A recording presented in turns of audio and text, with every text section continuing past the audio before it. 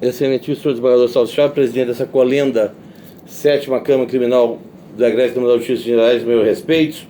Eminente desembargador Paulo Calmon, relator da espécie sob exame. Excelentíssimo senhor desembargador Marcílio Eustáquio, que oficia como revisor na espécie. Eminente desembargador Cássio Solomé, que nestes autos funciona como vogal. Eminente desembargador Agostinho Gomes, declarado procurador de justiça, senhoras e senhores eventuais, colegas advogados. Excelências, vou amocambar inclusive a comarca. Num determinado lugar, nas cercanias das Minas Gerais, nos rincões das Minas Gerais, num determinado momento aportou na delegacia de polícia uma cidadã que para lá foi orientada em razão de uma reunião do Conselho Tutelar. E o interessante é que eu falo com muita propriedade, o cérebro do escritório lá é minha sócia, que é a Cláudia.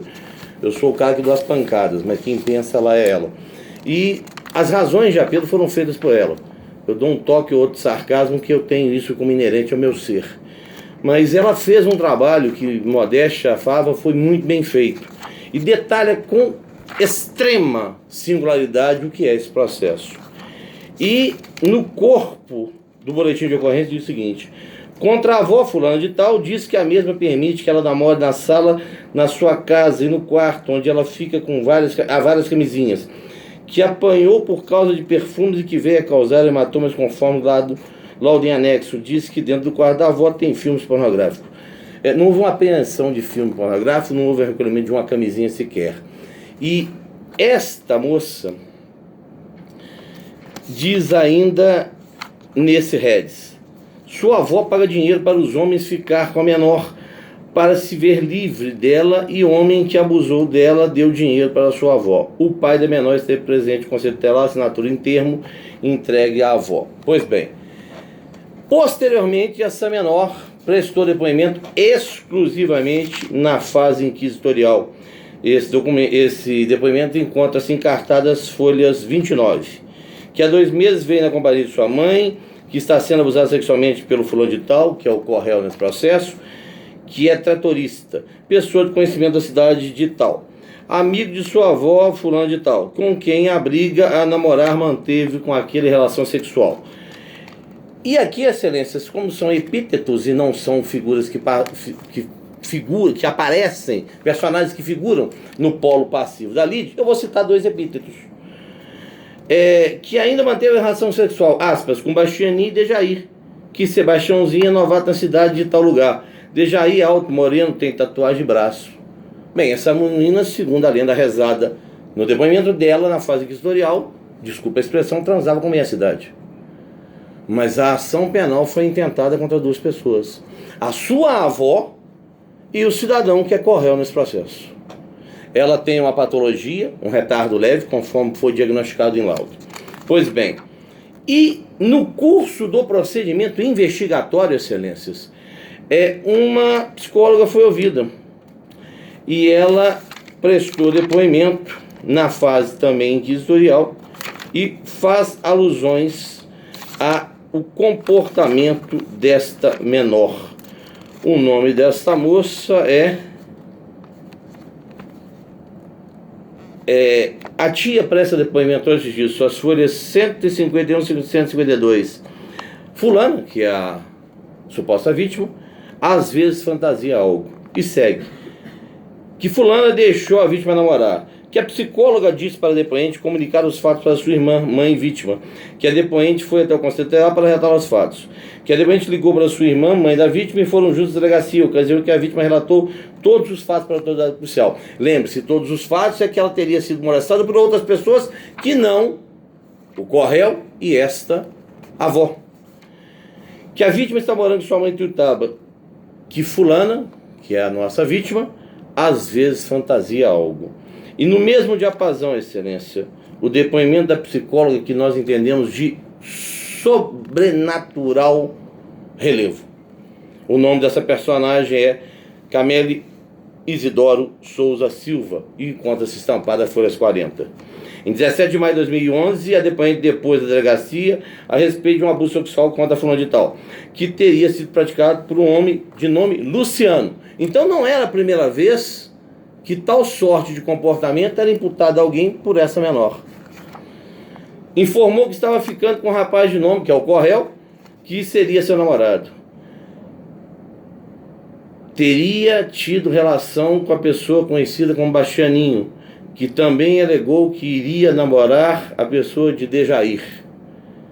E mais além, que em seu depoimento, embora sejam acusações graves, e grifamos, e por ter conhecimento da personalidade fulana, ela mente em parte em suas declarações prestadas em tal lugar.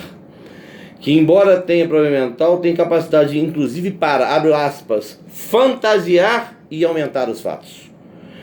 Também não acredita que a dona, que é no caso a apelante, a tenha obrigado a manter relação sexual com tais namorados. Excelências, esta menor não foi ouvida sob o crivo do contraditório do desembargador Paulo Calmon. Essa menina não foi ouvida. Nós pegamos esse processo depois da sentença prolatada. Nós assumimos, a partir de então, com a produção, interpusemos, salvo engano, a apelação, e aqui, em segundo grau, apresentamos as razões de estilo. Pois bem, e eu fico a indagar, o que serviu para condenar? A palavra da vítima tem que ser irretocável, tem que ser alvo de uma solidez, porque ninguém estupra, ninguém praça pública. Né? Aqui nós não fazemos igual na Índia, lá que tem aqueles estupros coletivos dentro de ônibus.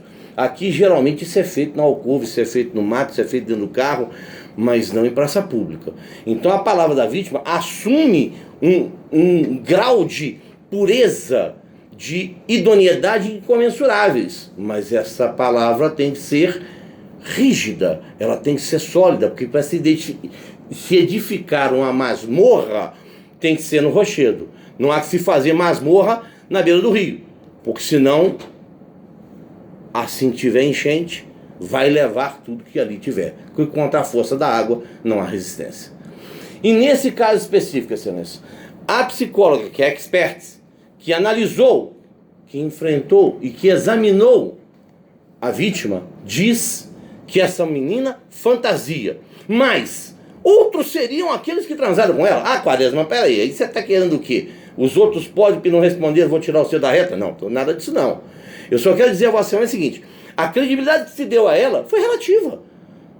Porque se Djair e Tchãozinho faziam parte também do esquema de com essa moça copular, por que eles não foram alvo também de investigação em outro processo? Ou até mesmo nesse? Nesse contexto, excelência, o que nós contemplamos aqui é a ausência de ratificação das palavras da infante sob o crivo do contraditório, o que compeliria a um reconhecimento de uma prova na palavra da vítima, oriunda apenas na fase inquisitorial, o que é vedado com base no artigo 155 do Digesto Processual Pátrio. De outro norte, os outros depoimentos carreados ao processo, que foram, volto a dizer, a doutora Cláudia, que é a nossa sócia lá, ela sentou, acho que até peço desculpas, desembargador Cássio, às vezes o atraso que deu com relação ao processo que Vossa Excelência mandou descer, nós temos um conjunto de processos que é cavalo em cavalo em cavalo e às vezes até alguns de réu preso. Então esse processo aqui eu tenho certeza que o prazo foi superior àquele determinado de 8 dias, porque é humanamente impossível examinar um conjunto probatório desse, às vezes num prazo de 8 dias, principalmente assumindo o processo, não tendo feito o escritório, a instrução criminal. Então isso às vezes lamentavelmente acontece. Não é desídia nossa não, é excesso de serviço mesmo, matar 1 leão por dia para botar comida em casa. E nesse caso a Cláudia debruçou seus processos com cada detalhe, com transcrição de depoimentos, com fase inquisitorial, com a questão. E aí vem o seguinte, por que essa moça falou isso em relação à avó? Porque ela furtava rotineiramente ela ademoestada. E por conta dessa demonstração, o que ela fazia? Veio a vindita. De uma pessoa que fantasia, de uma pessoa que inventa, de uma pessoa que cria. E nós não, né? Nós somos advogados. Irá o Poder Judiciário manter, ratificar uma condenação, Vossas Excelências, com base na fantasia, no delírio, na imaginação e na vindita de alguém que sofre de patologia mental? Aí seria o final dos tempos. E mais, não há uma linha sequer a respeito dos outros, que teriam também da mesma sorte molestado.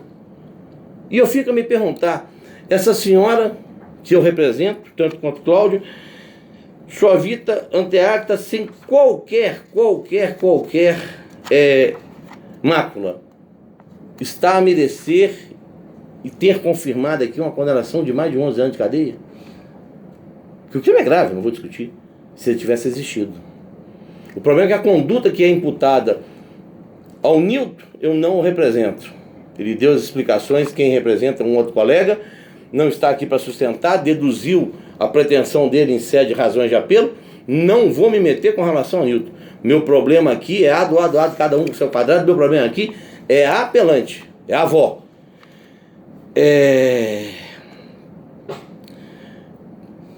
Camila Cristina Mauri, diretora da escola e psicóloga, disse, às folhas 148, nesta qualidade de psicóloga, desde 2010, conhece a menor apelante, a vítima. Já era diretora quando descobriu o envolvimento dela com a pessoa de Lucino, procedimento esse que foram ouvidos na delegacia de polícia, que depois desse caso ela parou por algum tempo, depois passou a apresentar outra personalidade, usando roupa curta, passando a furtar em casa e até de colegas, tendo preferência por cosméticos. Lembra-se lá atrás, e eu tenho certeza que ainda ecoa no pavilhão, nos pavilhões auriculares de Vossa Excelência, a palavra do perfume, que foi meio desconexo na minha leitura, com as camisinhas, são os perfumes que ela furtava, e não tinha nada a ver com a avó, não. Isso que ele está dizendo é diretor da escola, que não tinha qualquer relação com quem? Com a família, que ora tem no seu polo passivo aqui, a avó, que funciona como apelante nesse momento. Chamaram o pai, mas este era muito calmo, não tinha autoridade sobre a filha. Que ela também disse que teria tido antes de fulano de tal uma relação com Sebastiãozinho, que também comentou que iria namorar com a pessoa de Jair, que em conversa com a vítima sempre verificou sua tendência. Isso está às folhas 249 do nosso articulado, com transcrição em negrito do depoimento da senhora Camila, diretora e psicóloga, disse essa pessoa, que em conversa com a vítima sempre verificou sua tendência a mentir de forma fantasiosa, que furtava e dizia, aspas, fui eu que ganhei, que não fazia tarefa e dizia, aspas, estou cansada, sempre para se sair bem nas avaliações. Que ela não... detalhe, aqui há uma imputação que o pai também a molestava. Há um contexto nos autos de que o pai da menor também com ela copulava. Que ela nunca falou sobre o pai, que nunca relatou sobre a avó vender drogas e muitas vezes ela retirou coisas da avó, até mesmo em armários e guarda-roupas, e acredita que se tivesse ocorrido da avó vender droga, ela já teria falado que seu pai era contrário aos namoros dela e muita coisa ela escondia dele. Que assim, nesse sentido, não acredita nesta nova versão de vítima. Nesse sentido, não acredita, ou seja, de que o pai tivesse molestado sexualmente, pois ela contava tudo na escola, porque então, se vivenciasse essa situação, não contaria. Que acredita, portanto, que fora manipulada em tal lugar, não só para falar sobre os fatos verdadeiros, mas também para acusar de forma injusta ao próprio pai e à avó, por influência da genitora, a mãe e outros parentes daquela cidade. Excelências, o que nós estamos aqui é diante de um fato grave, com uma condenação nesse derradeiro giro do relógio de 11 anos, lastreada na palavra de uma menor com patologia mental que furta, fantasia, engana e trapaceia. Não vamos pensar que na inocência da sua patologia ela não teria condições para isso, não, que tem sim. Tanto é que está estampado nos autos com análise e testemunho de psicólogos. E encerrando, excelências, o que eu quero dizer, acredito que seria a última vez que vou estar aqui, é desejar a vossas excelências um Natal brindado com Papai Noel com uma paciência muito grande para aguentar os advogados que aqui aportam, porque o nosso mundo é pedir, o nosso mistério é suplicar. Não sentamos igual Canuto, fala no último degrau da escada e pedimos para ser julgado tal qual acusado. E que Vossa Excelência tenha uma paciência muito grande para julgar tanto aqueles que falam como aqueles que estão sentados aqui, igual essa senhora que nenhum crime perpetrou. E que tenha um 2019 feliz e profícuo, é o que desejo a Vossa Excelência, aos servidores desta casa, a todos que se fazem presentes, nossos amigos da segurança. Que Deus os ilumine. Muito obrigado. Até uma próxima oportunidade. Muito obrigado, doutor Quaresma.